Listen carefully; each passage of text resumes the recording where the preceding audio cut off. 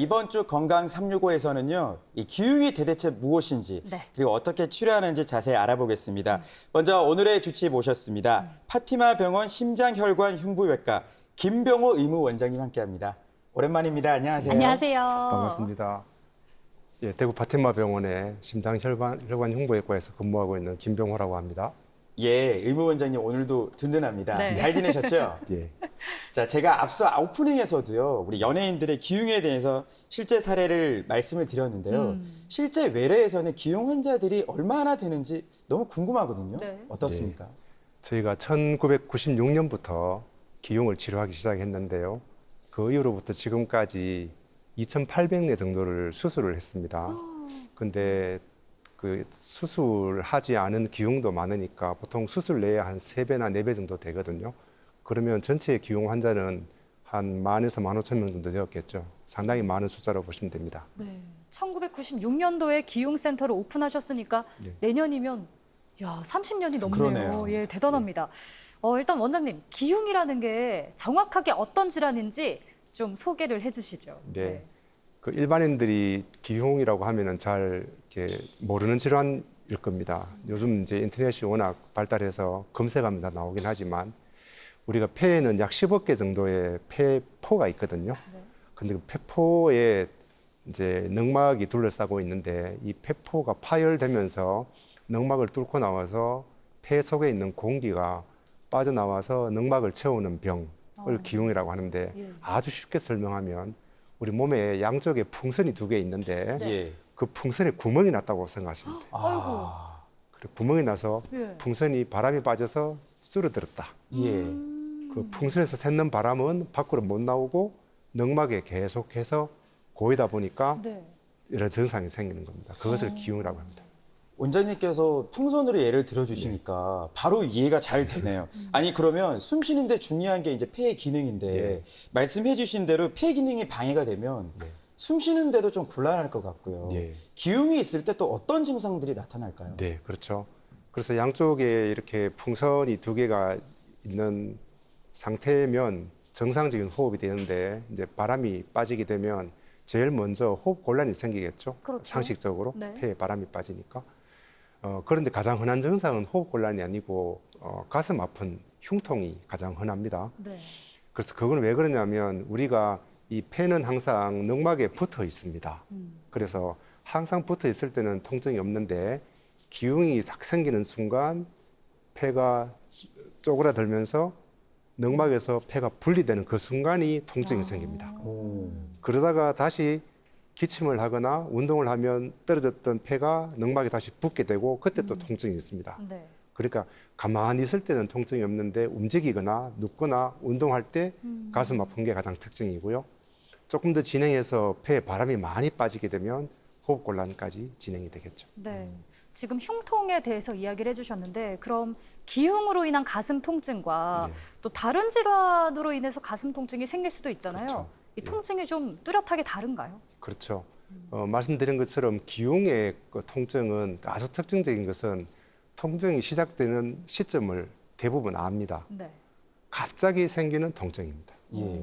잘 지내다가 운동을 하는데 갑자기 이렇게 아픈 거죠. 어머나. 오. 그러다가 안 아프게 되다가 또 아프다 이렇게 되는 거고 이제 그와 비슷한 증상이 사실은 협심증입니다.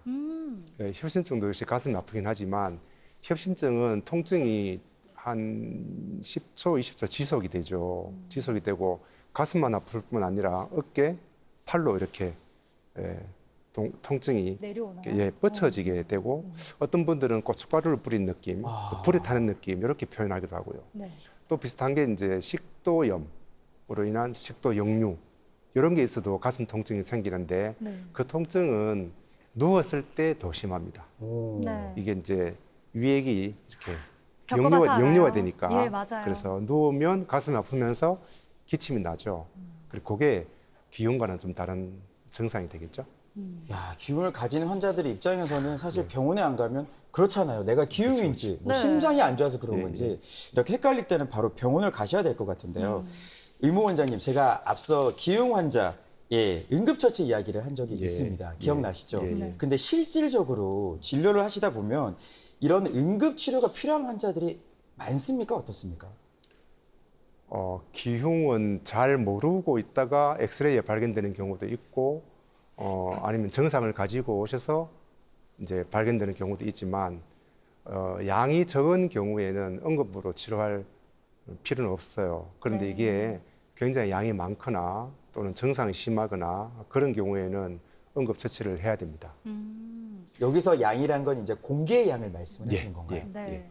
그러니까 우리가 드라마에서 본 가슴에 주사기나 관을 이렇게 꽂는 상황은 긴장성 기흉이라고 보면 되는 거죠. 그렇죠. 예. 여러분 잘 보셨나 모르겠는데 굿닥터라는 아, 너무 재밌게 미국 봤죠. 드라마 있습니다. 예. 그 굿닥터에 나오는 그 의사가 흉부외과 의사입니다. 네. 예, 자폐증 가진 흉부외과 의사는 제 첫 장면이 공항에 어느 사람이 지나가는데 위에서 막 떨어지죠. 예. 맞아요. 떨어지면서 그 파편이 이제 가슴에 이제 상처를 내게 되고 예.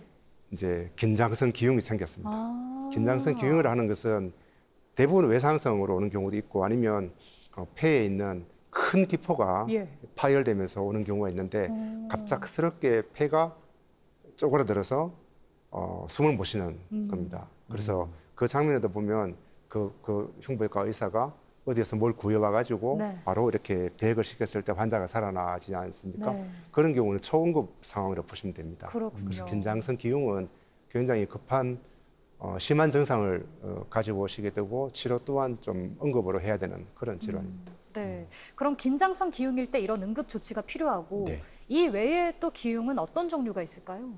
그래서 이제 기흉은 우리가 1차성 기흉이 있고 2차성 기흉이 있어요. 요거는 둘이 합쳐서 자연 기흉이라고 하고요. 자연적으로 생긴다는 거가 자연 기흉이고 자연 기흉이 아닌 외상성 기흉도 있습니다.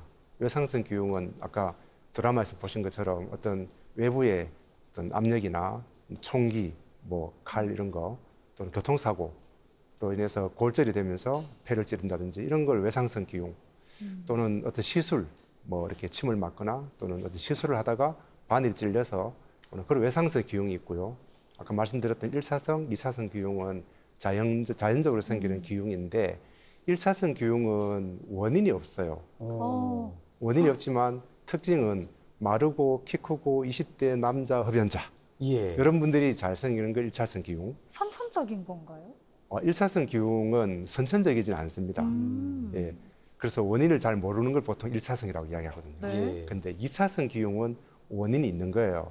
예를 들면 폐결핵이라든지 폐암 또는 폐기종, 섬유성 폐질환 뭐 이런 것들이 있을 때 폐가 약해지면서 표면에서 이렇게 파열이 되어서 생기는 거를 2차성 기흉이라고 하는데 흔한 거는 1차성 기흉이 좀 많이 흔합니다. 네. 말씀 들으신 대로 기흉이 더 잘 발생하는 환자들을 보면 대부분 키가 크고 마르고 20대 흡연자. 일단 저랑은 좀 상관이 없는 것 같기도 한데. 네.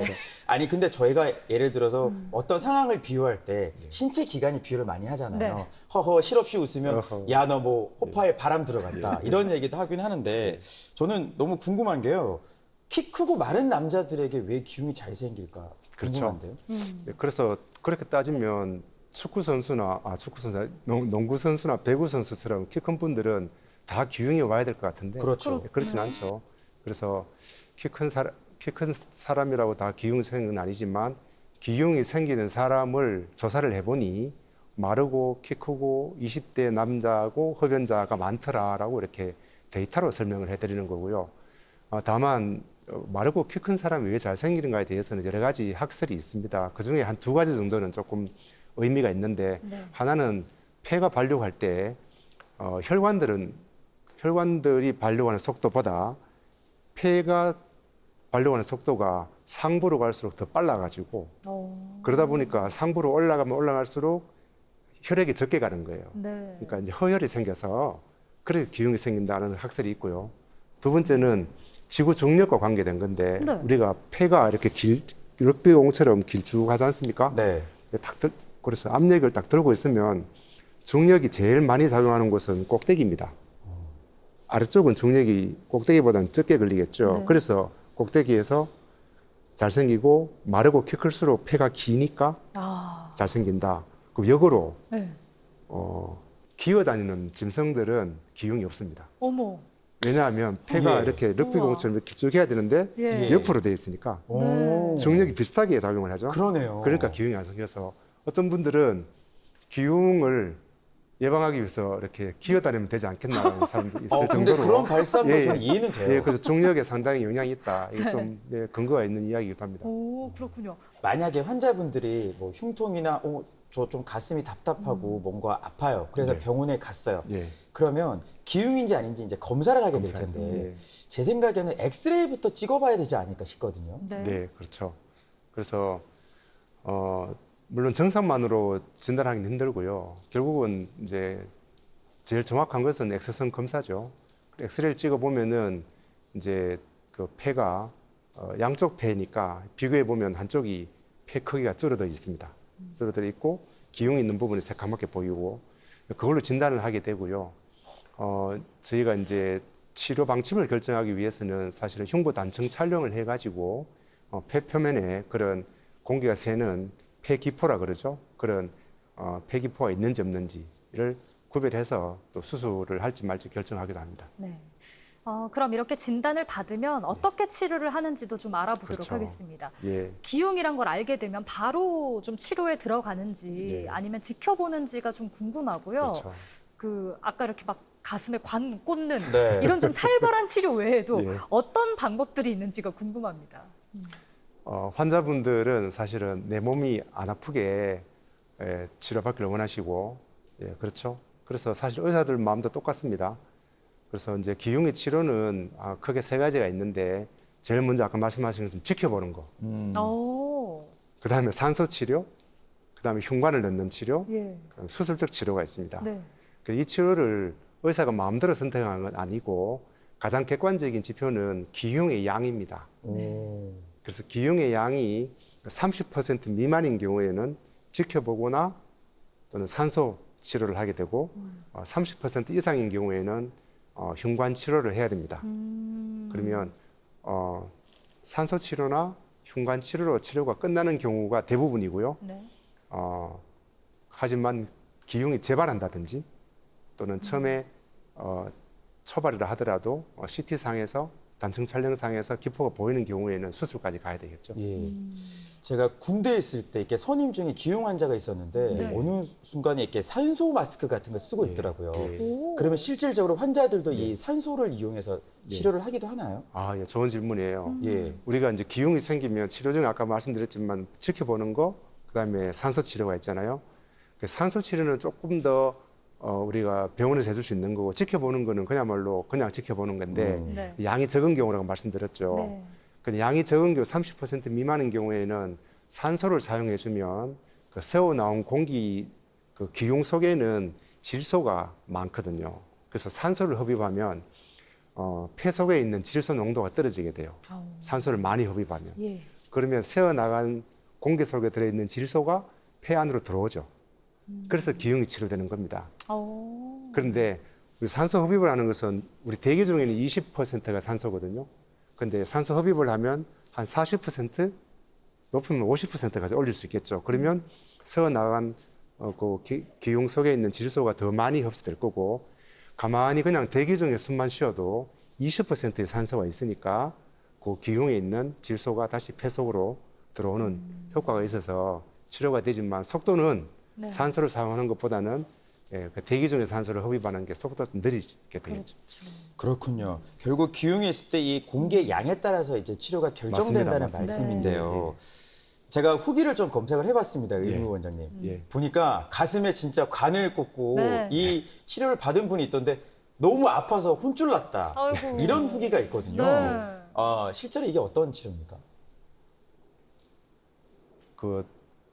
저희가 무슨 뭐 악한 감정을 가지고 알죠, 알고 있습니다. 예. 흉관에 알죠, 넣는 건 알죠. 아니고 예. 저희도 가능하면 지켜보든지 예. 산소 치료 해드리고 싶어요. 근데 양이 많고 증상이 있고 이런 경우에는 어쩔 수 없이 흉관을 넣지 않으면 자꾸 기흉이 양이 많아져서 나중에 긴장성 기흉까지 올 수도 있고 아이고. 심하면 혈압까지 떨어지게 되고 심한 경우는 생명까지 이를 수도 있어요. 네. 치료를 자꾸 뒤로 미루다 보면 네. 그래서 흉관 치료를 하게 됩니다.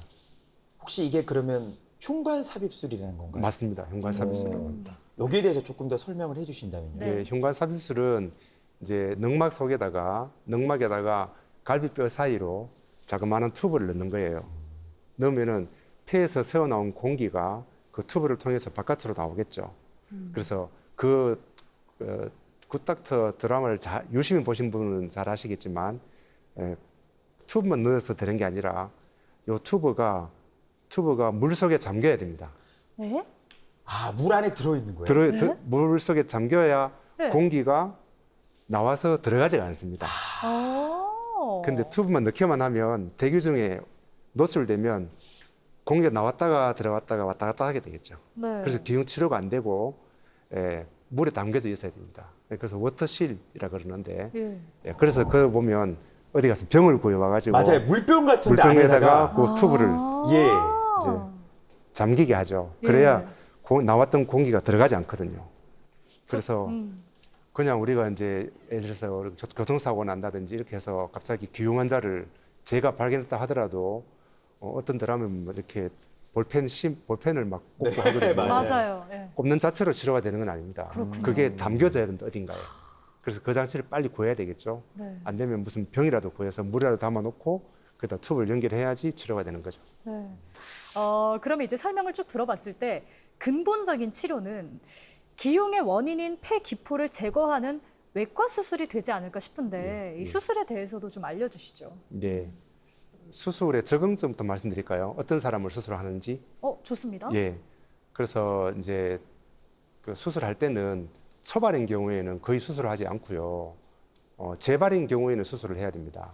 근데 이제 초발인 경우라 하더라도 아까 말씀드린 것처럼 CT를 찍었을 때에 폐기포가 보인다든지 또는 특수하게 얘가 수험생이라든지 또는 흉관을 넣었는데 공기 누출이 계속 된다든지 아니면 과거에 반대쪽에 기흉 수술한 적이 있다든지 아니면 양측성 기흉이 있다든지 또는 처음 생겼다 하더라도 긴장성 기흉인 경우 이런 사람은 재발하면 위험하니까 그런 경우에는 다 수술적 치료를 하게 되고 수술 치료는 과거에는 가슴을 절개하고 개용을 해서 외과 의사가 손을 직접 넣어가지고 그 부위를 잘라내고 봉합하는 수술을 했지만 요즘은 흉곽 내시경, 복강경 하듯이 또 동일한 방법으로 흉곽 내시경을 가지고 수술하기 때문에 상처는 거의 없고요. 내시경으로 수술하게 됩니다. 그 앞에 제가 에스피업 인터 씨도 이제 기흉 때문에 선제적으로 기흉 수술을 받았다고 말씀을 드렸거든요. 네. 근데 의료 기술이 계속 발전하고 있으니까 네. 의무 원장님 아무래도 기흉이 재발이 또 된다 하더라도 이걸 좀 줄일 수 있는 수술 방법도 있을 것 같거든요. 맞습니다. 그래서 기흉은 치료하더라도 재발할 확률이 50%라고 꽤 하고요. 많네요. 아이고요. 재발했는 분이 다시 재발할 확률은 70%. 와. 어머. 예, 그렇게 되게 재발률 높고 수술의 재발률도 10% 넘었습니다. 네. 그 말은 뭐냐면 수술을 하더라도 또 폐에 남아있는 다른 부위에 똑같은 기포가 생길 가능성이 많다는 거라서 저희들은 2000년부터 시작해서 폐 기포를 잘라내고 그 이전에는 폐 기포를 잘라내고 재발을 방지하기 위해서 늑막과 유착을 시켰습니다. 네.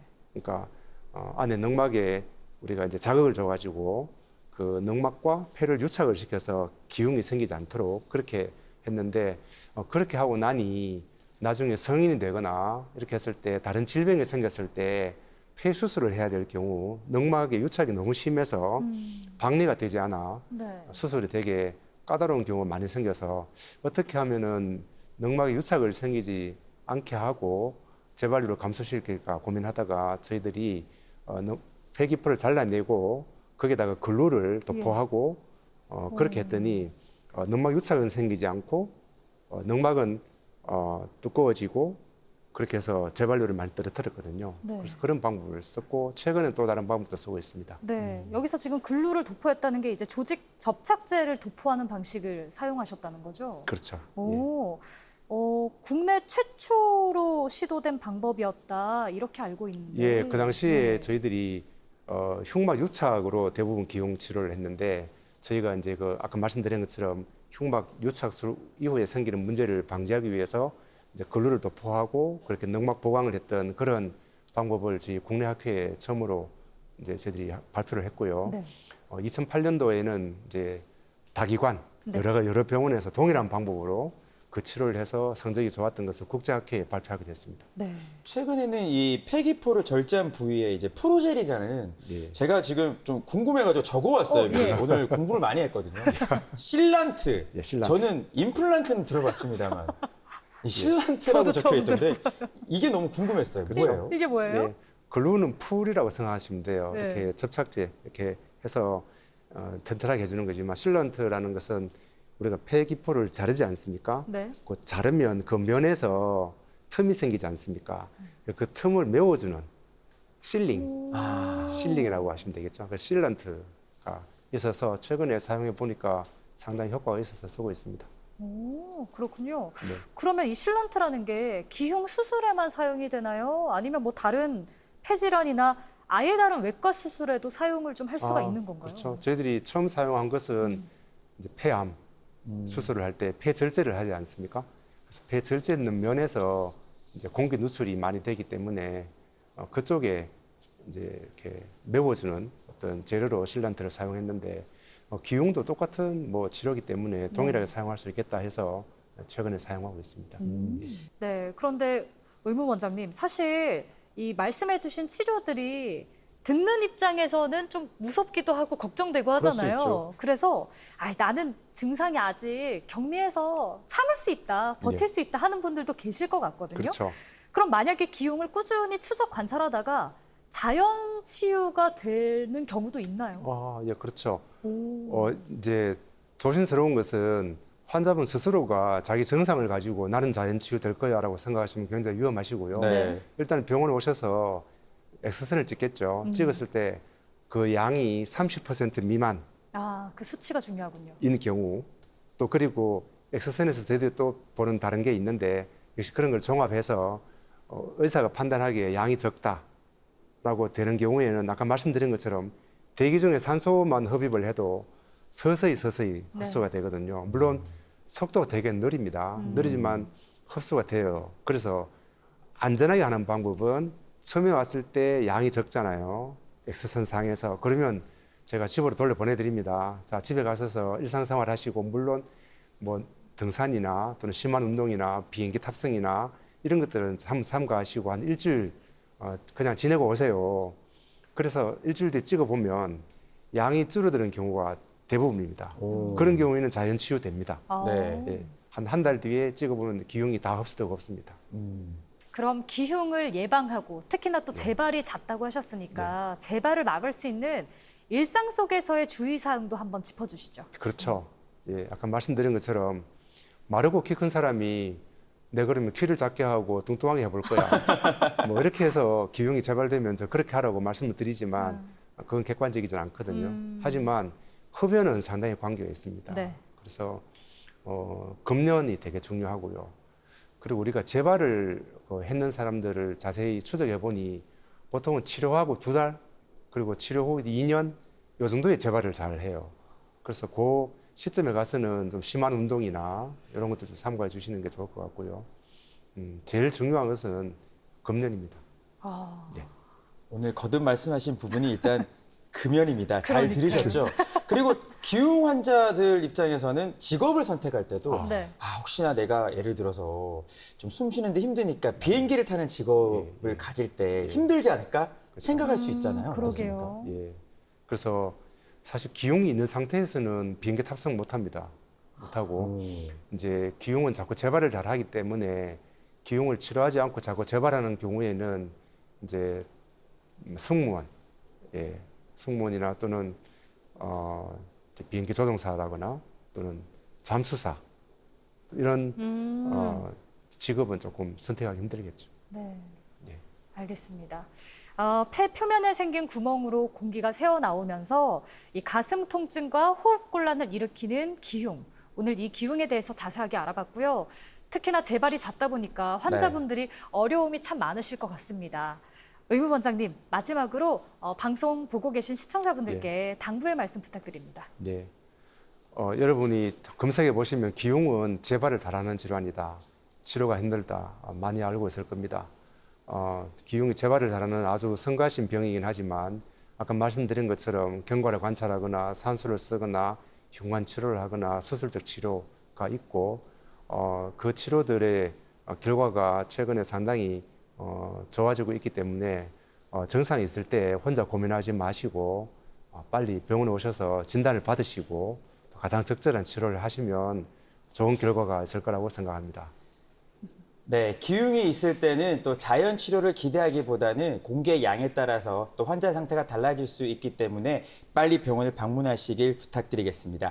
지금까지 도움 말씀에 파티마 병원 심장혈관흉부외과 김병호 의무원장님 함께했습니다. 오늘 말씀 감사합니다. 고맙습니다. 고맙습니다.